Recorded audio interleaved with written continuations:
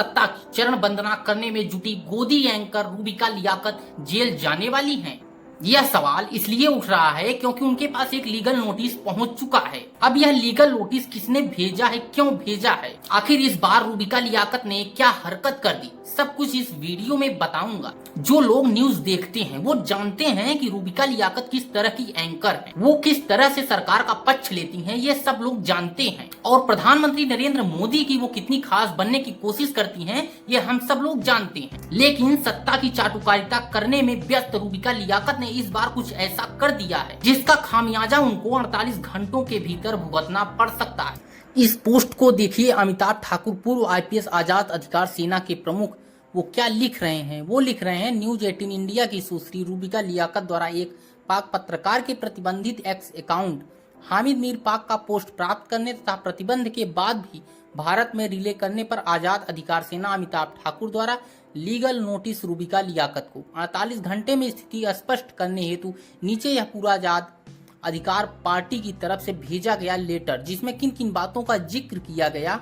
दोस्तों यह भी बता देता हूं कि इस पूरे लेटर का लेबल हुआ यह है कि आजाद अधिकार पार्टी के राष्ट्रीय अध्यक्ष अमिताभ ठाकुर ने न्यूज 18 हिंदी चैनल की रूबिका लियाकत को एक पाक पत्रकार हामिद मीर के प्रतिबंधित एक्स अकाउंट हामिद मीर पाक पर अंकित पोस्ट को प्राप्त करने और उसे रिले करने जाने के संबंध में लीगल नोटिस भेजा है। अपने नोटिस में उन्होंने कहा है कि रूबिका लियाकत ने राहुल गांधी के संदर्भ में कल 4 जून को हामिद मीर का एक पोस्ट प्राप्त किया था और उसे 14:44 पर अपने एक्स अकाउंट रूबिका लियाकत से पोस्ट किया।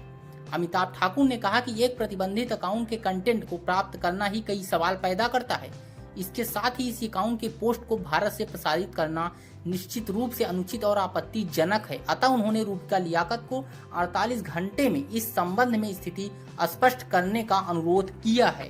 पत्रकार रूबिका लियाकत द्वारा पाकिस्तान के एक प्रतिबंधित पत्रकार हामिद मीर का एक्स अकाउंट में अंकित तथ्यों को प्राप्त कर उसे हिंदुस्तान में प्रतिबंध के बाद भी प्रसारित किए जाने के तथ्य सामने आए हैं, जिस संबंध में मैंने रूबिका लियाकत को लीगल नोटिस भेजकर 48 घंटों में अपनी स्थिति स्पष्ट करने का अनुरोध किया है। रूबिका लियाकत के पास फिलहाल लीगल नोटिस पहुंच गया है, लेकिन उन्होंने जो पोस्ट किया था और हामिद मीर जिनका पोस्ट उन्होंने शेयर किया था वो भी आपको दिखा देता हूं। सबसे पहले दोस्तों हामिद मीर का यह पोस्ट देखिए, जो कि पाकिस्तान के एक पत्रकार हैं। कथित तौर पर वह पत्रकारिता करते हैं या फिर फेक न्यूज फैलाते हैं, आप खुद ही समझ सकते हैं। हामिद मीर क्या लिख रहे हैं, वो राहुल गांधी को टारगेट करते हुए लिख रहे हैं कि कांग्रेस नेता राहुल गांधी पाकिस्तान के सामने आत्मसमर्पण करने के लिए नरेंद्र मोदी की आलोचना कर रहे हैं, लेकिन कुछ ऐतिहासिक तथ्यों को तोड़ मरोड़ कर पेश करने की कोशिश कर रहे हैं। कांग्रेस नेताओं ने हमेशा साम्राज्यवादी ताकतों को खुश रखने की कोशिश की। नेहरू ने 1962 में चीन के खिलाफ युद्ध में अमेरिका से संपर्क किया था, उन्होंने भी चीन के सामने आत्मसमर्पण किया था। यह बात हामिद मीर लिख रहे हैं और यह हामिद मीर तब लिख रहे हैं जब राहुल गांधी ने मंच पर नरेंद्र कहा सरेंडर, नरेंद्र सरेंडर। अब दोस्तों राहुल गांधी ने नरेंद्र सरेंडर कह दिया तो रूबिका लियाकत कैसे चुप बैठती। उन्होंने पाकिस्तान के एक पत्रकार जिनका अकाउंट भारत में फ्रीज किया हुआ है, उस पर प्रतिबंध लगाया हुआ है, उस अकाउंट से उनका ट्वीट उसको स्क्रीनशॉट लेकर अपने पोस्ट में शेयर किया और क्या लिखा देखिए। अब तो ताजुब भी नहीं होता, बार बार वही काज जिसका सिला एक नहीं कई दफा चुनाव में मिल चुका है। मोहब्बत की दुकान से पीएम मोदी के लिए इतनी नफरत दिखी कि सीज फायर और सरेंडर का अंतर तक भूल गए। हमारी छोड़िए, अब तो पाकिस्तान के पत्रकार ही आड़े हाथों ले रहे हैं। यानी कि रूबिका लियाकत इस बात से बड़ा खुश हैं कि राहुल गांधी को एक पाकिस्तानी पत्रकार कुछ कह रहा है, उनकी आलोचना कर रहा है। इस बात से रूबिका लियाकत इतना खुश हैं कि एक प्रतिबंधित अकाउंट जो कि भारत में पूरी तरीके से बैन कर दिया गया है, एक्स अकाउंट, उसका पता नहीं कहां से उसका स्क्रीनशॉट मंगवाया है और उसको अपने पोस्ट में शामिल किया है और राहुल गांधी की एक तरह से वह आलोचना करती हुई दिखाई दे रही हैं। ठीक है, राहुल गांधी जी ने जो कहा उसको लेकर सियासी माहौल बन रहा है, कुछ लोग इसको सही कह रहे हैं। कांग्रेस पार्टी अपने तरीके से तर्क रख रही है, लेकिन भारतीय जनता पार्टी अपने तरीके से तर्क रख रही है।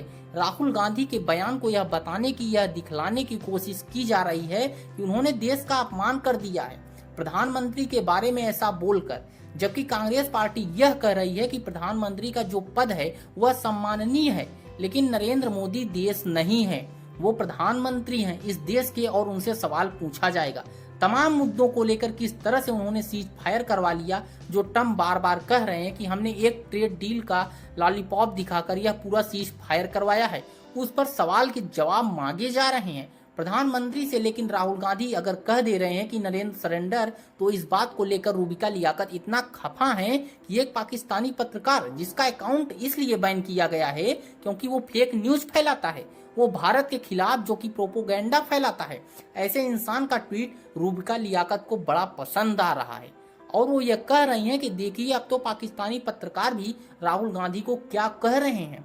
अब बताइए, जब नेहा सिंह राठौर और यहाँ तमाम लोग जिनके सवाल जायज सवालों को पाकिस्तान में कुछ हैंडल्स ने दिखाया तो उनके ऊपर FIR तक हो गई दोस्तों। और अब यहाँ पर रूबिका लियाकत खुलेआम पाकिस्तानी पत्रकार का जिसका अकाउंट फ्रीज है, जिसका अकाउंट यहाँ पर प्रतिबंधित है, उसका ट्वीट लेकर अपने पोस्ट में शेयर करती है और राहुल गांधी पर निशाना साधती है। अब बताइए कि यह किस तरह की भक्ति है, यह किस तरह की चरण वंदना है, यह किस तरह की चाटुकारिता है। ये कितनी बड़ी गोदी एंकर ये हम भी नहीं बता सकते दोस्तों। मैं बिल्कुल भी उम्मीद नहीं कर रहा हूं कि भारतीय जनता पार्टी की डबल इंजन सरकार से वो भी रूबिका लियाकत पर कोई एक्शन लेगी, क्योंकि नोएडा में वो न्यूज 18 का चैनल है और वहां पर वो काम करती हैं। नोएडा उत्तर प्रदेश में आता है, तो योगी आदित्यनाथ हो या फिर प्रधानमंत्री नरेंद्र मोदी, केंद्रीय स्तर पर उनकी एक तरफ से कोई एक्शन नहीं लिया जाएगा। इस बात को तो मान के रखिए, क्योंकि वो उनकी बड़ाई जो करती हैं, चरण वंदना का स्तर देखिए कितना गिर चुका है। व्यक्तिगत तौर पर तो हमारी कोई उनसे दुश्मनी है नहीं, लेकिन वो जिस विचारधारा के तहत काम कर रही हैं, एक पत्रकारिता धर्म को न निभाते हुए वो विपक्ष पर किस तरह से निशाना साध रही हैं, इसको लेकर तमाम लोगों को समस्या है। जिस तरह से गोदीगिरी चल रही है इस देश में मेन स्ट्रीम मीडिया में, उसमें समस्या है और ऐसे में अब एक लीगल नोटिस उनके पास पहुंच गया है। इस बात का जवाब देने के लिए उनके पास 48 घंटे हैं कि आखिरकार उन्होंने एक पाकिस्तानी पत्रकार का जिसका अकाउंट भारत में बैन है उसका ट्वीट कैसे प्राप्त किया और अपने पोस्ट में उसको शेयर क्यों किया। विपक्ष को बदनाम करने के लिए पाकिस्तानियों का सहारा अगर लिया जा रहा है तो फिर यह किस तरह की देशभक्ति है, सवाल तो पूछे जाएंगे दोस्तों। और क्या आपको नहीं लगता कि रूबिका लियाकत हो या फिर ऐसे तमाम और लोग भी हैं जो चाटुकारिता की एक नई मिसाल कायम करने में लगे हुए हैं, वो लोग इस तरह के पोस्ट करके सिर्फ और सिर्फ विपक्ष को ही निशाना बनाते हैं, कभी सत्ता पक्ष पर वो सवाल क्यों नहीं उठाते। दोस्तों, कुछ दिन पहले आपको याद होगा ट्रंप और प्रधानमंत्री नरेंद्र मोदी को लेकर कंगना रनौत ने एक ट्वीट किया था जिसको नड्डा साहब ने डिलीट करवा दिया। क्या आपने किसी गोदी एंकर को यह सवाल पूछते हुए देखा कि नड्डा साहब आपने ऐसा क्यों किया? नड्डा साहब से यह सवाल पूछा गया? किसी भी गोदी एंकर के द्वारा क्या प्रधानमंत्री से यह पूछा गया कि सीज फायर आपने अगर करवा दिया तो किन शर्तों पर करवा दिया, और वो बिना शर्त के आपने सीज फायर करवाया तो क्यों? आप तो पीओके लेने वाले थे, बहुत अच्छा मौका भी था, आपदा में अवसर आप तलाशने की बात करते हैं और पीओके नहीं ले पाए। जबकि संसद में खड़े होकर गृहमंत्री अमित शाह कहते हैं, मंच पर खड़े होकर राजनाथ सिंह जी कहते हैं, प्रधानमंत्री खुद इस बात को कहते हैं कि पीओके तो हमारा है भाई, जब मन करेगा तो हम ले लेंगे, मौका था तो क्यों नहीं ले पाए। तमाम ऐसे सवाल हैं ट्रंप को लेकर, सवाल है, इन सवालों को गोदी मीडिया को पूछना चाहिए था, लेकिन गोदी मीडिया ने कभी इन सवालों को पूछा नहीं। सवाल पूछा जा रहा है राहुल गांधी से, क्योंकि नरेंद्र सरेंडर बोलकर राहुल गांधी ने बहुत बड़ा देशद्रोह कर दिया है, ऐसा मान रही है गोदी मीडिया। और अब इस देशद्रोह पर पाकिस्तानियों का भी सहारा गोदी एंकर्स लेने से पीछे नहीं हट रहे हैं। हालांकि अदालतें हैं, इस देश के अंदर कानून है, इस देश के अंदर, और अब मोहतरमा रूबिका लियाकत को इस बात का जवाब देना होगा कि उन्होंने ऐसा क्यों किया, और जवाब नहीं दे पाए तो कानूनी शिकंजा और भी कस सकता है।